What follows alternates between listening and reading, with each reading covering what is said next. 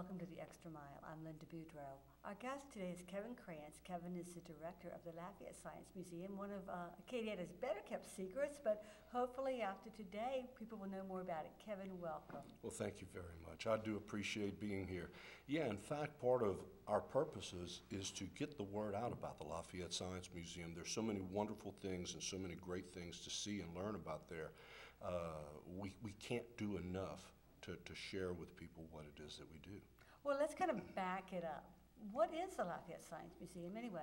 Well, the Lafayette Science Museum is we are supportive of the educational process, and we give extra curriculum to whoever it is wants to come in. We have a contract with the Lafayette Parish School System where we get tons of kids coming in our parish, but as well as that, we get large amounts of kids from other parishes, surrounding parishes. So we educate the public through our exhibits, through our planetarium shows. The curriculum within the exhibits is the educational content is rich, especially with the exhibit that we have currently, Louisiana 200 years later, and a new digital planetarium, as well as our educational outreach. Okay, so it seems like, although maybe a lot of adults don't know about it, at least you're well plugged into the school system, so the schools know where you are and what you're doing. Where are you located? At the corner of Congress and Jefferson Street at the old Hyman department store. The building was repurposed in the early 2000s, and the museum moved in 2003. And there have been tons of wonderful exhibits. There was a Rodin exhibit, there was a Titanic exhibit, there was the Marquis de Lafayette exhibit, Star Wars, dinosaurs. I mean, there were museums, larger museums that we've worked with. Include American Museum of Natural History, Museum of Science Boston, as well as OMSI in Oregon. So, I mean, there's a host of big museums that we've been affiliated with. How do we manage to make the connections? I mean, little old Lafayette, how do we manage to hook up with some of the big guns? We think big. That is true. We do think big. We truly think big. And in terms of our latest exhibit in the new planetarium, we are proving that, and hopefully we are reaching folks and letting them know that we're there at the corner of Congress and Jefferson, but we're doing internationally relevant things. Okay, so you do have the new planetarium. How long has that been open? Well, the old planetarium, which was 42 years old. Was it really that old? 42 years old. That was a really cool planetarium, if I do say so myself. It was, and it did a phenomenal job at what it did for the longest time.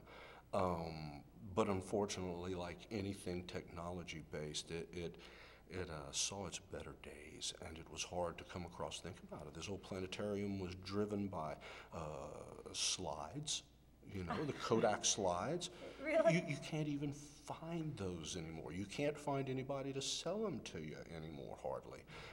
Not only that, the equipment, the lighting, the bulbs that were needed to run it were becoming more and more obscure and harder to find. Yeah. With this transition, we closed January 1 and started demolition of the necessary parts of the planetarium, pulled all of the seats out, pulled the carpet out, installed all of the channeling and the wires and the cables and the projectors and everything that it took to reopen digitally. As you can well know in this business, it's not easy to transition from the old to new, and the same with us, but it was almost done seamlessly, and May 1st we opened our new digital planetarium, which currently is the finest in the state. I am so proud of us. I really am. I haven't been to the new. In fact, I hadn't been to the old one in a long time. But spellbinding. It must be. It must be. And it's all located at the same place. It is, on our second floor. The old Hyman department store. The old Hyman department store, as some may remember it, bears nothing but the outside, the exterior resemblance of what it once was. The inside is completely repurposed and architecturally stunning. It is an absolutely beautiful building. So, were you've been with the natural history or the Science Museum, we're calling it now. It used to be the old Natural History Museum and That's right, Planetarium, Lafayette Natural History Museum and Planetarium. I was actually an employee there for a little over a year. Way back in the day when it was on Way back Gerard in the Park day, Drive. yeah, well, no, actually, I started in 2008, Okay, so we're 'cause it talking about was- way back in the day, okay. not that long ago. So we changed to Lafayette Science Museum around 2009. Okay, that's what I didn't know then. So it's the same museum. Why did you change the name? Because of our mission, we wanted to specify, we wanted to get a little bit more literal in what our mission was, and it's science-based in math, technology, and engineering, and everything science, rather than natural history is such a broad scope. So what you've done then, by well, you renamed yourself because you narrowed your mission, but now when we go to an exhibit there, it will be a science-driven exhibit as opposed to something that has to do with an archaeological or exhibit or an arts exhibit or something like Well, that. we tend to shy away from the arts because, well, We got unless lots it's of them. we have lots of them, but you know we'll talk about our collaboration with the arts Okay, in a little okay. bit if you want to. But you know, our purpose is to give this area, this region, this part of the state. In fact, we are the only science museum, I believe, in the state, if I'm not mistaken. Shreveport has a science center, but a museum is defined by its collection, and Lafayette Science Museum has an extensive collection of its own. Okay, so it's not like we just borrow collections. Absolutely We have our not. own. We have our own collection. Where do you store all that? On our third floor. Okay. We have 3 floors. Our first 2 is exhibit space, gallery space, offices, and then our 3rd floor is reserved for our collection and for particular fundraisers. Okay, because you know, collections they have to be handled in a certain special way, don't they? We have a collections vault especially Okay. purposed for that. Okay. So how did you get involved with all this, Kevin? Well, I started with the Lafayette Natural History Museum in 2008 when I jumped in as exhibits curator. And I held that capacity until October of last year when I was placed, actually April of 2011, I became provisional administrator would be the proper Lafayette consolidated term for it. And then in October, I got the position permanently. Well, congratulations. Well, thank you very much. It's been a wild ride so far. It sounds like it would be a challenge. And I think part of it is because, you know, you constantly have to be doing several things, it would seem to me. Marketing, lining up the next exhibit, finding funding. All of those things go into it, huh? It is truly multifaceted, but as we were talking earlier, I think I'd much prefer a challenging setting like that, because nothing worth it comes easy, and this is truly a worthy project, probably, without a doubt, the most fulfilling career that I've ever had, for sure, without a doubt. So what does it take to be a curator? I've always kind of thought that would be a really fun job. Well, it's not tea at high noon like some folks might think. Actually, as the curator, what I did was I secured loans. You know, I proposed to the board what it is that I propose should be the next exhibit. And then after an agreement with the board, of course, when you go to the board, you have to have all the details. Excuse me. It would be allergy season in Louisiana for those of you who don't have them yet. Well, you know, to go in front of the board, to go in front of the board, all of your ducks have to be in a row. You have to know what the cost is going to be. You have to know all of the details. Where's the exhibit coming from? What is the shipping going to cost? It's a lot more. You have to pay the shipping when you bring an exhibit here, don't you? Oh, we absolutely do, yes. And then if it's a traveling exhibit, now we are talking exclusively just about traveling exhibits. Now, the exhibit that we currently have right now, myself and my staff developed it along with the help of very important contributors. You know, for that content, we went straight to the experts for the content of this exhibit. So it was a lot different. We only had 6 months to do it. So it was an extreme challenge to pull all of these things together, considering that we had, let's just say, as a curator, we're talking, that I had contacts with Liège, Belgium. Well, that's Well, FNH. before we go too far, the current exhibit is what? Louisiana 200 years later, and it is in itself a very unique retrospective with a unique perspective of Louisiana's bicentennial. What we've done is we've taken those areas of our history and we look at it from several different ways, and it's celebrated by engaging some of our friends overseas.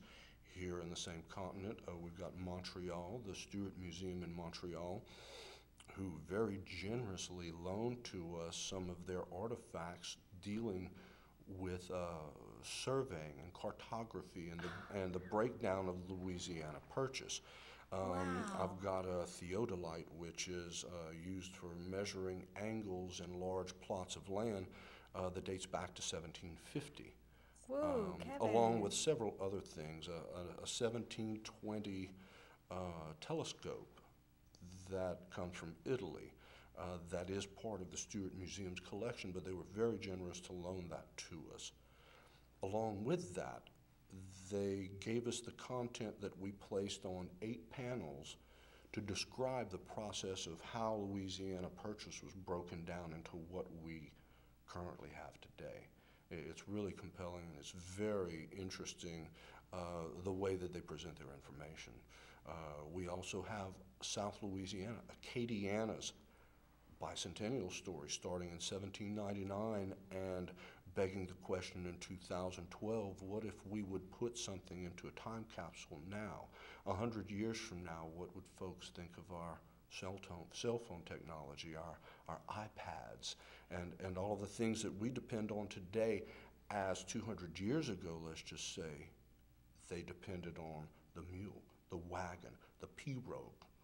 Yeah, so what they would have put in there 200 years ago would have been highly different than what we put in now, but no less relevant at the time. We might not even be able to identify everything that they That's right. have in theirs, I think. The last part of the exhibit, by the way, and for the first part of the exhibit, we had the collaboration of our local historian and writer, Jim Bradshaw.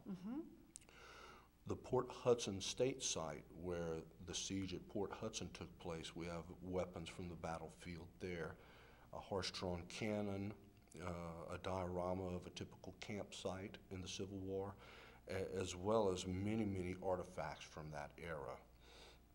The third part, and the part that we are very excited about, is an exclusive loan from Fabrique Nationale, a Belgian company, now global, but the FNH USA division of Fabrique Nationale has loaned us part of the Winchester collection. They bought Winchester and Browning mid-2000s, and with it came the Winchester Factory's collection of rare artifact weapons. I visited South Carolina several months ago when we began a dialogue, and I was able to hand choose, literally go into the boardroom, which very few people go into. I mean, they stop short of retinal scans to get you into this place, Wow. but it's a machine gun factory, so that's the reason. Yeah. And in their boardroom, there are three walls lined of nothing but these rare weapons that the public has never seen.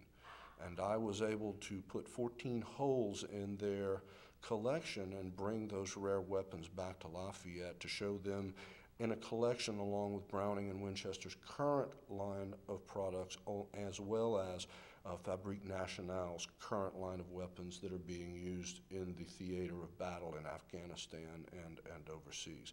We're talking select fire machine guns, grenade launchers. Oh, that's right there, all right that now? is right there, and the most important thing is we're talking about the archival weapons. They are the most important historical weapons in the world. For those of you watching, we're talking the likes of the 1860 Henry rifle. We've got the 1889 FN the Fabrique Nationale Mauser, which began that company in the late 1800s. We have the original weapon that started the company with a run of 150,000 there present. You know, that's awfully generous of them to share these with us, isn't it? It's because of the relationships that we forged in the past with our sister cities in Poitiers, France, and in Belgium. You know, when we went to them and said, Lafayette is doing a collaborative celebration of the state's bicentennial.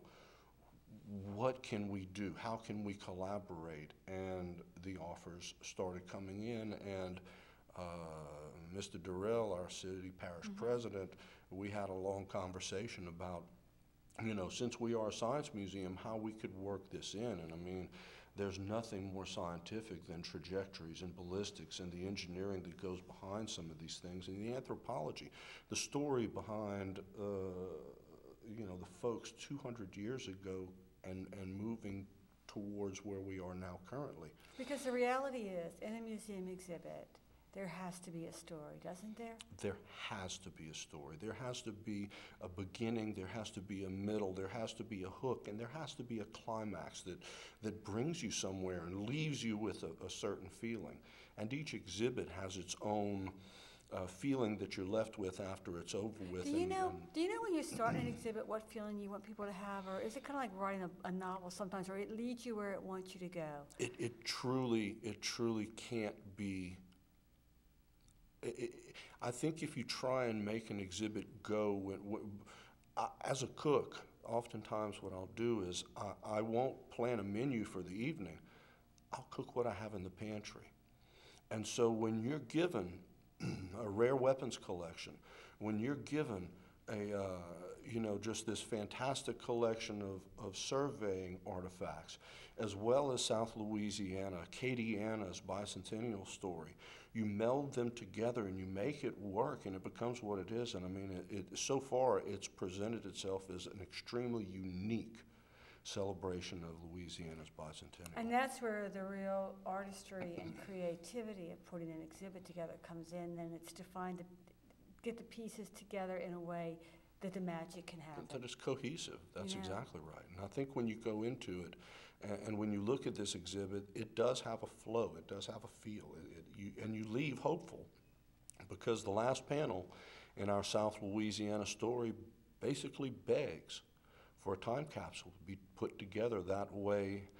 This city has a legacy, and 100 years from now, people will care about what it is that we are doing right now and the difference that we're trying to make and the footprint that this museum is trying to leave in the community. So Kevin, what would you put in the time capsule if you got, as the curator, as the administrator of the time capsule? What would you put in it? What I would love to see put in it would be a selection of ideas, stories, photographs with stories. Not just a cell phone, but a cell phone with a note attached saying how this changed our life, what was life like. I mean, I come from the generations when there were no microwaves, there were no color television. I grew up without air conditioning. I wonder what our youth of today would think if they were put in the same position, although we didn't know any better, and if they weren't exposed to what we have now, they wouldn't know any better. But they have these amazing thumbs, these little kids. Have you noticed that? They can do something with their Evolution thumbs is on about to the- kick in, and we're about to lose all of our fingers except our thumbs. That's right, It's opposable thumbs, that's right. just Yeah, the most that's amazing thing. They can just fly with those keyboards. That's right. And our eyes will go all sweaty, and our thumbs will enlarge, and yes, we will evolve. We will. But to tell the story behind why these things are relevant, it's one thing to dump an iPad into a vault and say, open this up 100 years from now, but where's the interpretation? Where's the relevance? So, What is it 100 years from now? Exactly. What will be 100 years Yeah. from now? And will we even have these?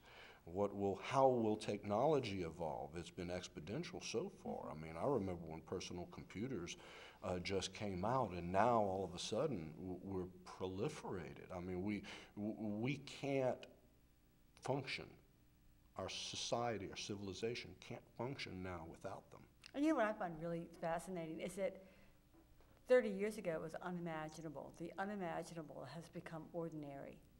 You know, I mean, That's somebody, right. somebody somewhere had to be able to think it up, had to sit around one day and say, what if? And then think, well, no, not what if, how can? Well, You know, the it's like, climb has been steep from where it started into where it is now. Let's just say, in the course of 10 to 15 years, it has pretty much gone from being nothing to everything. So where does it go from here? And so that's where the question comes up on that last panel. Yeah, What where would do you we put go? in? What would you put in? That's why it has to come from everybody else. That's why the input would have to come from society itself. What does everyone feel that's relevant? So you get this input, and you have a panel of judges that sit there and they look at these things and sift through them and come up with something that can go into this that's a really good cross-section of where we are currently. So is there a possibility that we might actually do this time capsule? Are you talking to people seriously about this, or is this I've an planted idea? the seed and I'm biding my time, Well, I but think we just put some water on it. I hope so, because this is the chance for us, for the whole community and for this area. It would be a chance for us to come together and do something that will really, truly make a lasting difference. And it could be really two things. It could be a lot of fun. But it could also initiate a lot of dialogue. Because, you know, it isn't just the stuff. It's the attitudes. You know, we're a culture that is changing in terms of our attitudes about people, about race, about what's okay and what's not okay so rapidly. I was listening just this morning to somebody about gay marriage, and somebody was saying, you know, 20 years from now, we're going to say, what's the big deal? But, you know, today people are concerned, but we're changing. Well, we are changing, and you know, again, technology, television, the media, the whole you know, synced world that we live in. It's hard to have a secret, isn't it? It's very hard to have a secret. Mine are being exposed as we speak right now. There's somebody Facebook or Twittering something about me out there. I just feel it. My ears are burning. So yeah, no, I've started a dialogue and we planted the seed, and this is something that I really think the community could get excited about and rally around. Would this be something that we could do through the Science Museum? I think this would be something that could possibly be done through the Science Museum, but I see it as possibly being something even bigger than that. Well, we need a lead. I mean, somebody's got to take the lead. Well, you know. and it's all about timing also. Yeah, You know, we yeah. just opened the exhibit. We've been celebrating Louisiana's bicentennial since September of 2011, and the celebration goes through the calendar year of 2012. So we have until we have a little bit of time until to December to- 31st, assuming that December 22nd doesn't do us all in. That's right, yeah. I've got my fingers crossed, and my Great. planetarium curator, Dave Hostetter, says I have nothing to worry about. So, Good. You know, I trust David. well, you I know, trust if there is anyone you can trust on this kind of stuff, it's It Dave. would be That's him. right, It absolutely. would be him. So things are pretty exciting over there then, huh? I can't stress how exciting things are enough. There are so many horses in the race right now. There are so many things that we want to get done. You know, as I told you, I took over as a administrator at the museum, director of the museum. You know, in October, really hit the ground running. But since April, I had taken over provisionally. I didn't wait until I was named, you know, Got it permanent. That's right. We started immediately, and we had a plan in place ahead of time, and we started implementing that plan. That way, when the end of year one, which just happened here in April, this last month, we've really already accomplished so much in terms of where we're trying to go and how we're going to succeed in getting there. Well, you make it so exciting. I mean, your passion comes through for all of this too, so it makes it even more fun. So how long will this current exhibit be up? Well, we're going to leave it up until February of 2012 because we're leaving ourselves enough time. We've got a very small staff at the museum. I've got, I think, 15 full-time employees, and as that may seem like a lot, with all of the things that we have going on there and all of the, as I said, horses we have in the race, it's a very, very modest staff that we have in order to get all these things done. So yeah. So you're gonna do Well, the plan is to leave it up, and what we're doing is we're developing the next exhibit, which is going to be on space travel, how it relates to us here locally, the ramifications, the benefits, and so we're leaving enough time to develop that and make it something truly stunning. So when you start with this, then do you just start pulling the pieces of the exhibit together and then build the story as you get your pieces The together? content is the first thing Yeah. that we develop. We get together, and for instance, Make it real quick because we're out of time, but we get the You got it. content, and then you get the vision, get the content, and then you go. Is that it? that's exactly right. Kevin, thank you so much. We're out of time. I want to get you back because there's so much going on. We want to hear some more. Thank So you stay very tuned much. because Kevin will be back to tell us some more about what's going on with the Lafayette Science Museum, which is a most exciting endeavor. And if you haven't been, go. And don't go just once, go for every single exhibit. Would that not be true? That would be true. Thanks Thank so you much for having much. me on. Thank you. We'll see you soon. Bye-bye. And thank you for watching The Extra Mile.